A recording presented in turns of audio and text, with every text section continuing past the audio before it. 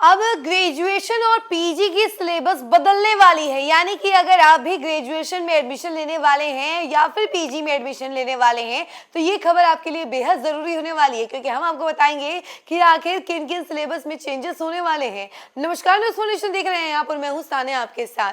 तो देखिए, विश्वविद्यालय में जो भी पीजी और या फिर ग्रेजुएशन में एडमिशन लेने वाले हैं उन सभी के लिए ये जानकारी बहुत ज़्यादा महत्वपूर्ण है, क्योंकि अब जो वो पढ़ाई करने वाले हैं वो काफ़ी ज़्यादा डिफरेंट होने वाली है। यानी कि उनका पुराने सिलेबस से कुछ भी लेना देना नहीं होगा, क्योंकि पूरा सिलेबस ही चेंज किया जा रहा है।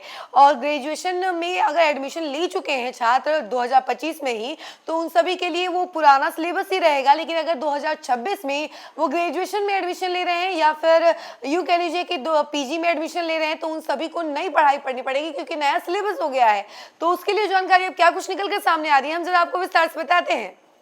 राज्य के सभी विश्वविद्यालय में स्नातक और पीजी का सिलेबस बदलेगा।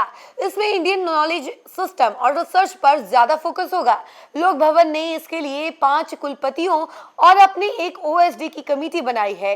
राज्यपाल के प्रधान सचिव आरएल चोंगतू ने इसकी अधिसूचना जारी की है। हालांकि सिलेबस तैयार करने को लेकर कोई तिथि तय नहीं की गई है। अभी ज्यादातर विश्वविद्यालय में पीजी का सत्र 2025-27 और स्नातक में सत्र 2025 से 29 शुरू हो चुका है। बदला हुआ सिलेबस पीजी के सत्र 2026 से 28 और स्नातक के सत्र 26 से 30 से लागू होगा। सिलेबस में बदलाव एनआईपी के तहत होगा। हालांकि एनआईपी 2020 से ही लागू है, लेकिन इसमें जो प्रावधान है वे अब तक विश्वविद्यालयों में हूबहू लागू नहीं हो पाए हैं या लागू ही नहीं हुए हैं। स्नातक के 3 वर्षीय ओल्ड कोर्स को बदलकर चॉइस बेस्ड क्रेडिट सिस्टम के तहत सेमेस्टर फॉर्मेट में 4 साल का कर दिया गया है, जबकि पीजी का कोर्स काफी पहले से 2 साल के वार्षिक कोर्स की जगह सेमेस्टर स्तरीय कर दिया गया। अब इनमें एनआईपी के प्रावधान शामिल कर उसके अनुसार सिलेबस तैयार किया जाएगा। अब इसकी जरूरत क्यों है, हम उसके बारे में भी आपको बताते हैं। तो देखिए, 4 वर्षीय स्नातक कोर्स जब लागू हुआ था तब यूजीसी से जारी विषयों के बास्केट को लोक भवन ने राज्य के विश्वविद्यालय के लिए स्वीकृत किया था। ऑनर्स को मेजर कोर्स यानी कि एमजीसी और सब्सिडरी को माइनर कोर्स देते हुए 4 और कोर्स मल्टी डिसिप्लिनरी कोर्स और वैल्यू एडेड कोर्स, इसके अलावा स्किल इन्हांसमेंट कोर्स और एबिलिटी एनहांसमेंट कोर्स यानी कि एईसी शुरू किए गए। सभी कोर्स के बास्केट में अलग अलग पेपर शामिल है, लेकिन विश्वविद्यालय संसाधन की उपलब्धता है उसके अनुसार अपने हिसाब से पेपर को लागू कर रहे हैं। वहीं कमेटी में ये शामिल है या नहीं, इसके बारे में भी जानकारी हम आपको देते हैं।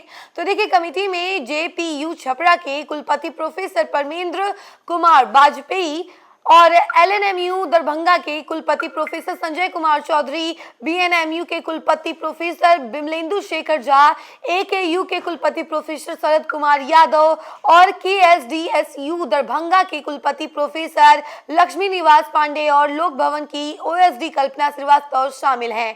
ये कमेटी के मेंबर्स हैं जिनके बारे में हम आपको जानकारी दे रहे हैं। और एनआईपी में बदलाव होगा, मगर मुख्य रूप से क्या क्या चीज बदलेंगी उनके बारे में भी हम आपको थोड़ा सा जानकारी दे देते हैं। तो देखिए, एनआईपी में बदलाव होगा। एनआईपी से पहले ही लागू है, लेकिन इसमें अब कुछ बदलाव होना है।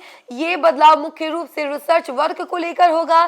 कुछ विषयों में पीजी 1 तो कुछ में 2 वर्ष का होना है। इंडियन नॉलेज सिस्टम की चीजों में भी जोड़ी जाएंगी। वहीं आपको बता दें कि सिलेबस में एक रूपता लाई जाएगी।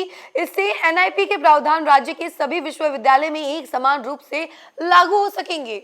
तो देखा आपने कि किस तरीके से अब विश्वविद्यालयों में पीजी और ग्रेजुएशन के सिलेबस में चेंजेस होने वाले हैं, और ये बड़ा चेंजेस होने वाला है, क्योंकि कई सारे स्टूडेंट्स को मतलब पुराना सिलेबस ही पढ़ना पड़ता था, लेकिन अब जो 2026 में एडमिशन लेंगे उन सभी को अब नए सिलेबस की पढ़ाई करनी पड़ेगी, नए तरीके से पढ़ाई करनी पड़ेगी।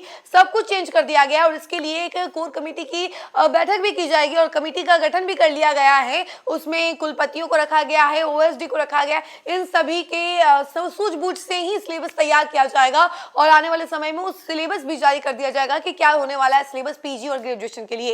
इस खबर फिलहाल के लिए इतना ही। ऐसी तमाम अपडेट के लिए जुड़े रहे हमसे और देखते रहे न्यूज़ फाउंडेशन। धन्यवाद।